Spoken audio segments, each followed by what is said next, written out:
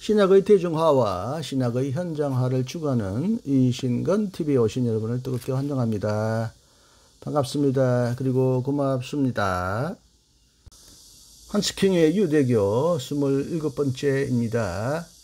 5장 근대의 동화 패러다임, 그리고 8 정체성 위기와 패러다임 전환, 개혁적 유대교입니다. 한스킹에 따르면 유대교도 지금까지 6개의 패러다임을 거쳐 변해왔습니다.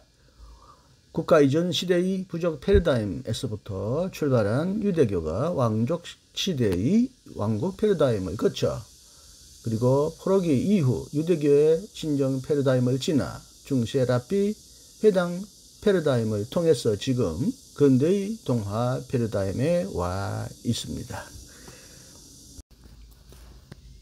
8. 정체성 위기와 패러다임 전환, 개혁적 유대교를 소개합니다.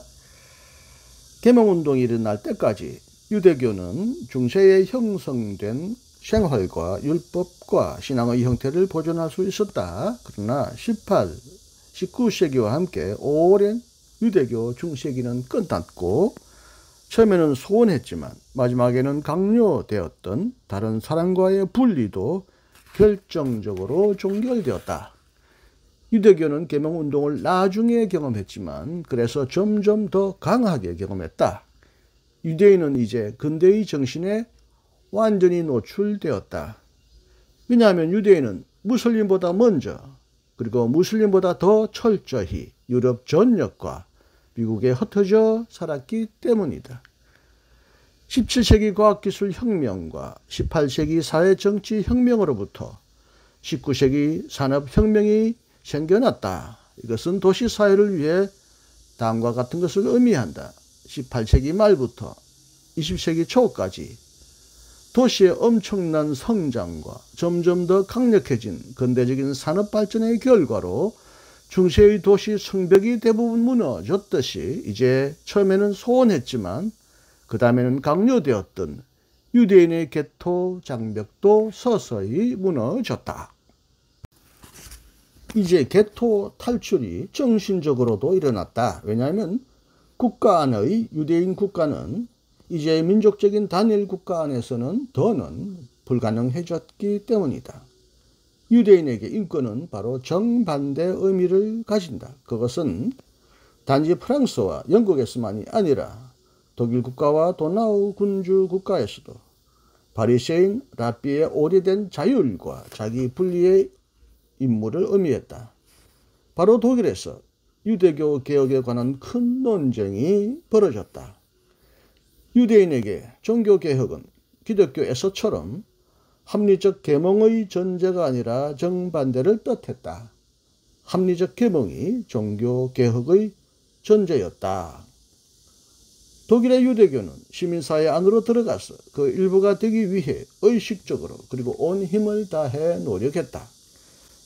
사람들은 처음으로 유대교 신앙을 버려도 좋은지를 묻지 않았다. 오히려 사람들은 독일의 완전한 습득, 시민의 교육 이념과 시민의 예절과 시민의 윤리를 수용해도 좋은지를 물었다. 이미 이전 세기 20년대 이후부터 독일의 유대인은 민중의 언어로 유대교 예배를 점잖게 드리고 설교와 오르간 반주를 허용하며 어린이를 위한 입교식을 견진성사라고 부르고, 바르 미츠바 견진성사라고 부르고, 율법 준수를 윤리적 계명에 집중시키며 탈무드 교육보다는 세속적 교육을 강조하기 시작했다. 종교적 영역에서는 단호한 윤리화와 내면화를 추구했다. 유대인의 엄청난 증가를 목격한 많은 사람들은 학교 교육과 직업 교육과 공동생활의 새로운 가능성을 이제는 이용해야 하지 않겠는지 질문했다. 단지 절대 왕조 시대에 높은 권리를 누렸던 궁전 유대인만이 아니라 민주주의 시대를 살아가던 모든 유대인 시민에게도 이제 양육과 교육은 첫 번째 문제가 되었다. 몇몇 저항적인 단체를 제외한다면 서유럽과 중앙유럽 전체에서 근대의 도전 때문에 구체적으로는 근대적 학문과 문화와 민주주의의 도전 때문에 유대교도 이제 오랜 정체를 마치고 새로운 패러다임 전환을 겪게 되었다. 흩어진 하나님의 백성의 중세 랍비 패러다임이 계몽된 개혁적 유대교의 근대 패러다임으로 전환되었다. 그것은 하나의 새로운 패러다임이었다. 중세에는 유대인이 분리와 자율 속에서 살았다면 이제 근대의 민족 국가 안에서는 개인과 예배 공동체가 법적, 정치적, 사회적으로 통합되었다. 공동체가 새로운 질서를 지니게 되었고 할라카의 법이 국가의 법에 의해 부분적으로 대체되었다. 지금까지는 유대인이 랍비에게 탈무드를 배웠다면 이제 그들은 근대적인 일반 교육을 받게 되었고 공립학교에서 세속적이고 현실적이고 직업적인 교육과 훈련도 받게 되었다. 지금까지는 랍비가 법률 전문가와 재판관으로 활동했다면 이제 대학교 랍비 세미나에서 교육을 받은 랍비가 성서와 탈무드, 역사와 철학으로 유대교의 가르침을 해설했고 그래서 그들은 설교자, 목양자, 예전가, 교육자로 활동했다. 지금까지는 예배가 히브리어로 그리고 이해하기 어렵고 형식적인 제의로 드려졌다면 이제 개혁된 유대교 예배는 설교와 문화적 요소, 오르간이 포함된 음악을 도입하는 가운데서 민중의 언어로 드려졌다. 모자 착용 의무가 표시되었고 성가대와 모임에서 남성과 여성을 분리하는 전통도 폐기되었다. 지금까지는 유대인이 중세의 모든 관습으로 인해 제한되고 고립된 게토 생활을 했다면 이제 유대인의 모든 생활 형태는 의복에서 식사 습관에 이르기까지 근대화되었다. 물론 독일에서는 지난 세기의 중반부터 독일 유대교와 그 공동체 조직 그리고 독일 국가와 독일 사회의 보수성 때문에 개혁이 지체되었다. 단지 유대교 학문을 통해서만 개혁은 지속되었다. 여기서 학문이란 구체적으로 유대인의 종교와 역사, 문학을 포괄적인 자료, 비판적인 방법으로 체계적으로 연구하는 것을 의미한다.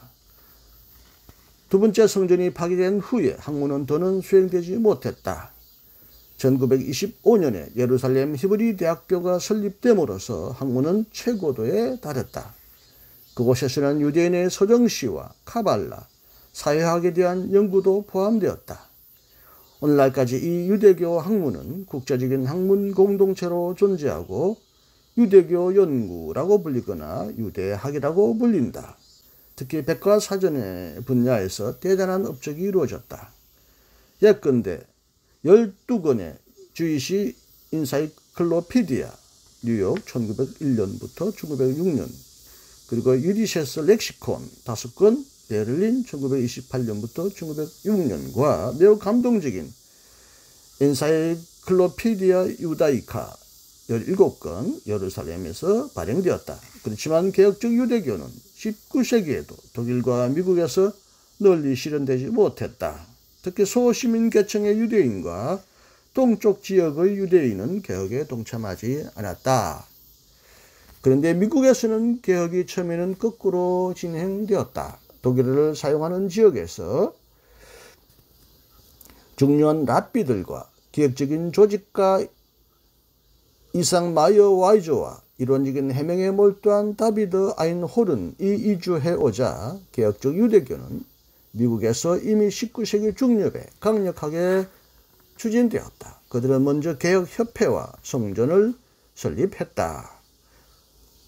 특히 랍비 이상 마이어 와이저의 주도 아래 곧바로 매우 개혁적인 기도서가 독일어와 히브리어로 출판되었다. 이 기도서에는 약속된 땅과 유대인 국가의 회복에 대한 언급이 전혀 없다는 점은 특히 할만하다. 1873년에는 미국 히브리인 연맹이 설립되었고 2년 후에는 신시나이티의 최초의 유대인 대학교 히브리 유니온 대학교가 설립되었다.